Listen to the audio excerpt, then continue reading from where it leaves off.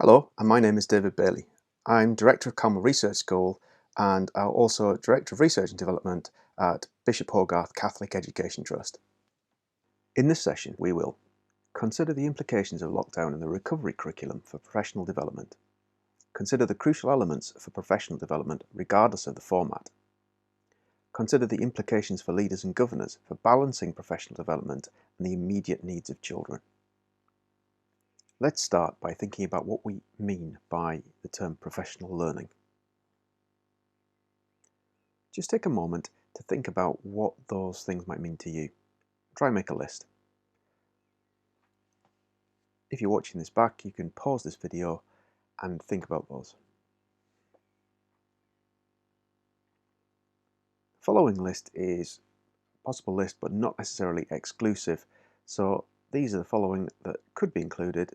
Things like school-based continuing professional development, external training, the Schools Northeast Connect Ed community, EduTwitter, webinars, further study such as a master's or a national professional qualification, professional reading, and many other things. I'm going to start by contextualizing this just to think about the situation that we find ourselves in. And I think it's important that we recognize that this is in the context of something that is somewhat unprecedented. Very rarely have schools been closed, and never for this length of time in anyone's living memory. So I think it's important we think about the way in which people are reacting and how that might help us plan our way through this. So the quote here from Viktor Frankl comes from 1946, just after the Second World War, and I think that's something that we perhaps can help contextualize what we're thinking about at the moment. In this current context, simply getting through the day is often the top of people's priority list. Professional learning is something that has often been considered to be the bottom of the pile. And this quote comes from 2018, so before the current situation. So thinking about where professional learning was then, it being at the bottom of the pile, and I think all that's happened since then is that the pile above it has grown bigger. Now, there have been some messages given about what effective professional development are, and there was a report by the Teacher Development Trust and a range of other organisations who brought together a whole range of experts in teacher professional development to look at what the consistent messages were from all of the research that had been done in a review. Now, in this review, there were 8 things that were considered as part of the review. Now, some of these were more important than others, and we'll explore that in a moment. However, these are the things that back in 2015 were considered as things that may have been important. Just take a look at those for a moment and think about which of these might be more challenging in the current situation.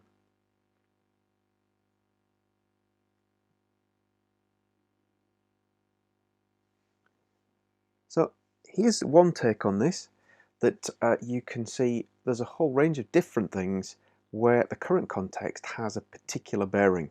For example, the role of external providers and specialists. Bringing external people into your school and your community just becomes that little bit more challenging than it might have been. And how you do that may need some thinking about. And that's just one of those areas. In the same report, existing concerns were highlighted, and there were 4 in particular. That at the time in 2015, professional development opportunities were not sufficiently evidence-based. They did not necessarily focus specifically on pupil need. The quality was too variable, and they lagged behind those experienced in other countries. So those were already concerns. And moving into this current situation, although there had been some moves, particularly on the evidence-based front, I think there is a real risk that we may well find ourselves back to square one or even before. The list of professional development opportunities that were thought about before, which of these would you think were evidence-based? Just take a moment, and if you want to pause the video and think about that, please do. The answer to this question is not straightforward, and the reason for that is that the professional development opportunities vary hugely. So school-based CPD can be amazing, but equally it might not be the most effective use of time. So it isn't a simple hierarchy. You can't come up with this. and it very much depends on your personal experience. It's true to say that you can have really good evidence-based in-school CPD, as you can find something brilliant on EduTwitter. However, there are some things which are likely to stand out as being evidence-based, so the further study is likely to be evidence-based. External training may be if you choose your provider carefully. Schools North East Connected Community is one of those that is working to increase the access to evidence-based approaches. So just be mindful of things like reading, because in particular reading is something that can be evidence-based, but equally it might just be opinion. So look carefully at who the author is quoting. Now back to that Developing Great Teaching report, there were certain things that were picked out that didn't work. And these were pretty universal. It didn't really matter what subject or what phase. Most often these things did not lead to positive outcomes. First of which is didactic model. That might sound relatively obvious, but it's actually surprisingly common. The second one is broken into two parts. The professional development, which doesn't have a strong focus on aspirations for pupils. The second part is equally important and often overlooked, assessing the impact of changed teacher practices on pupil learning. So did it work is something that we didn't necessarily ask. And participants, if they're not given structured opportunities to go back over and check whether things worked, it didn't matter whether you had longer having the CPD or whether you had more contact, it didn't really improve student outcomes anymore. So the structure matters quite a lot. So think about our didactic model. Which of these could be didactic? And again, pause the video if you wish. Again, this is not a straightforward question to answer. Some of them are more likely to be didactic than others, but things like EduTwitter and the ConnectEd are communities, so you're not likely to listen to somebody and being told what to do. It's very much a find out for yourself kind of approach. All the others could vary enormously.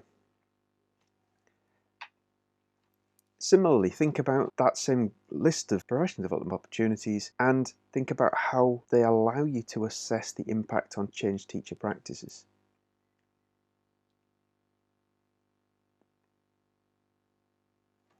Again, this is not a straightforward answer to this. Some of them you would actively be encouraged to think about that. So in your further study, you're more likely to think about changed teacher practices and how pupils learn. If you're doing a national professional qualification, for example, that's integrated into the programme. And some external training also focuses on the same basis, as does some school-based CPD, but not always. And I think it's important that you think carefully about your providers and what you do and how you spend your time, because that's a key component of effective professional development.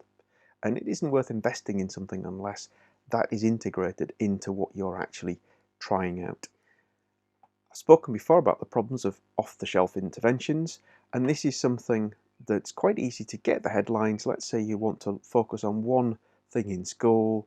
You look, as you probably would be advised to do, on the Teaching and Learning Toolkit that the EF produce in conjunction with the Sutton Trust. You look at the list, you pick out that you want to look at behaviour interventions, and you see some detail. And that's often where people stop.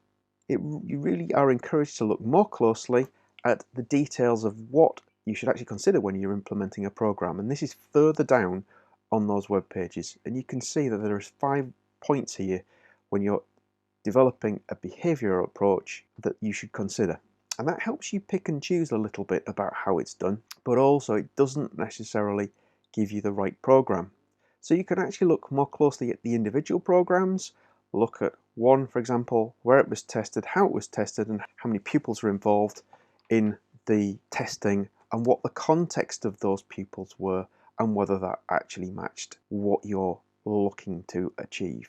When you've looked into all of those details, you might find something that helps you pick something out.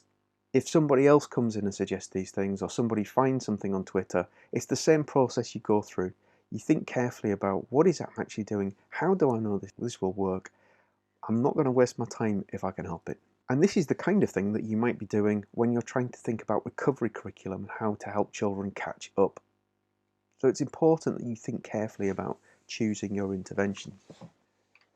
There are some additional tools that really help you to think about this, and this is something that really should not be shortcut. So the implementation guidance, putting evidence to work, and also the DIY self-evaluation guide, and particularly for those people who are into doing the research for themselves, that gives you more detail. The implementation guidance is often shown as just diagrams, but there is a huge guidance report that sits behind it. But it highlights the process that you're actually going to go through, and the process is long and complex because that's what works. So one thing we're going to think about is, again, drawing back on that Teacher Development Trust report and another source of evidence, thinking about what we already know about professional development and some of the concerns in the current context. So, some true or false questions for you. And again, if you want to pause after each one, just take a moment to think about it. It'll give you a chance to think and reflect, and then restart the video when you're ready. So the first question: professional learning worked best where school leaders created conditions that support it. True or false?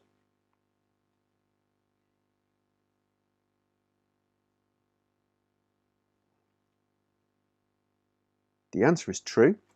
The study found that successful CPDL, professional learning, occurred where school leaders created conditions which allowed it to flourish, though emphasis on leadership was lower in maths than in other areas, which is interesting. The current concern is professional learning is too often bottom of the pile, and the current concerns make that more likely than usual. Next question. True or false? Professional development programs that use external expertise were found to be no better than those that didn't.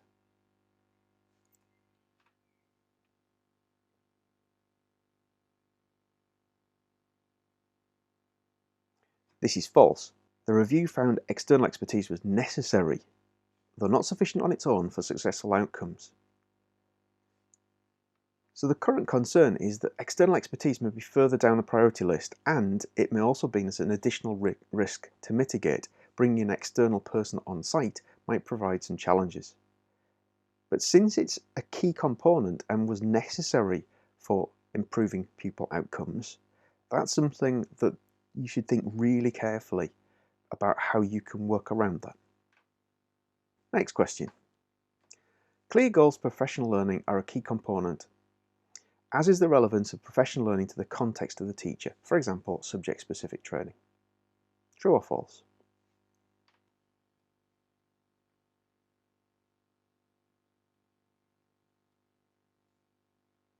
This is true. CPDL was effective when professional learning goals were explicit, clear to everyone, and specifically related to achievement in the subject in focus. So it helps you develop something in maths or in science or in literacy. The concern at the moment is that there's rather a lot of generic professional learning being used, particularly as that is accessible, and it isn't necessarily aligned with either your context or your need. Next question. Understanding the reasoning, evidence or theory behind a particular professional learning approach is not necessary. True or false?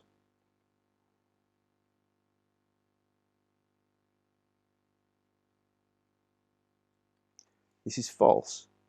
The study found that the development of an understanding of the underpinning rationale of practical theory is pivotal. That practitioners need to understand what they're doing and why they're doing it, and how that fits in with the way in which we learn. The concern is that accessible professional learning is not always focused on this in sufficient depth. It's quite easy to find something that sounds like a good idea or something that somebody says really works without necessarily exploring or explaining the reasoning, evidence or theory. Next question. Professional learning should focus on the most effective activity. True or false?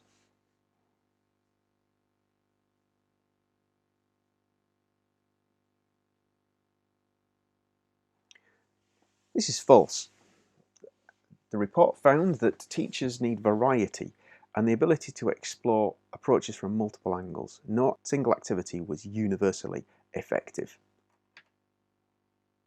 The concern at the moment is that variety might be seen as harder to achieve in the current context. This question.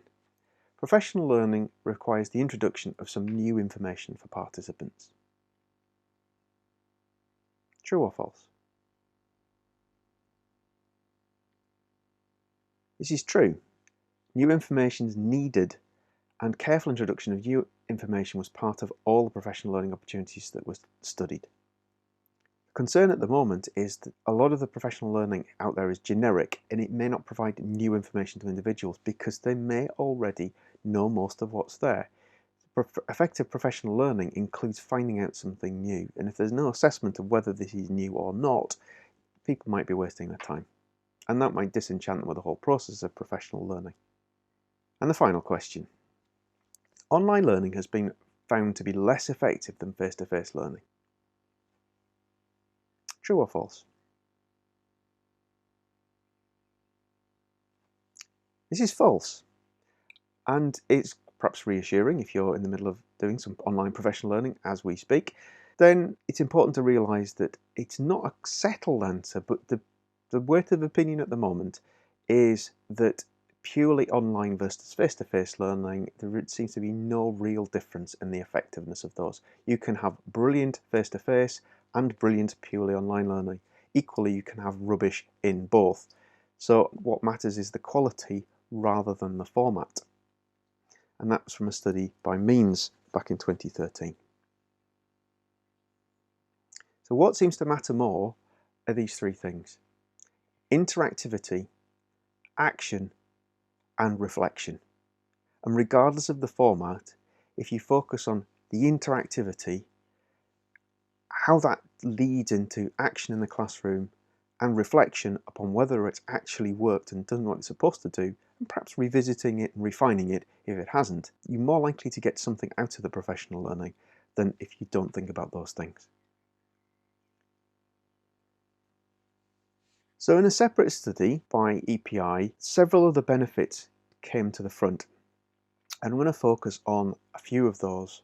In the first one, that I'm focusing on, that's bold on the screen, you can see that the evidence suggests that quality CPD has a greater effect on pupil attainment than other interventions that the schools may consider, such as lengthening the school day.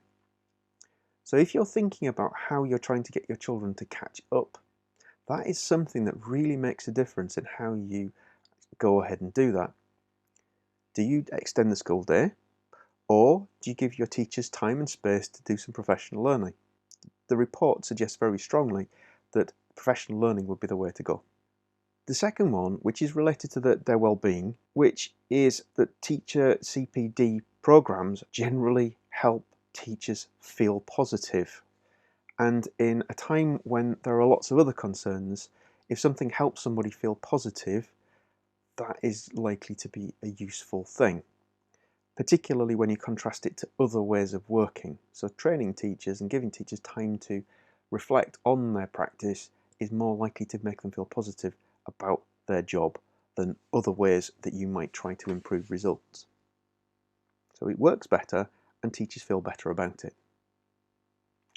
There are some other things that came from the same report, particularly around teacher retention, and the connection here with the teacher well-being is something to think about really carefully, because the suggestion is that teachers feel better, so therefore they're more likely to stay, particularly more effective teachers.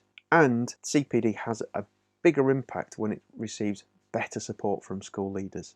And within that we include the governance that oversees the school, because if governance allow and challenge leaders to focus on professional learning at this time, that is something that there can be a real and significant contribution towards staff well-being.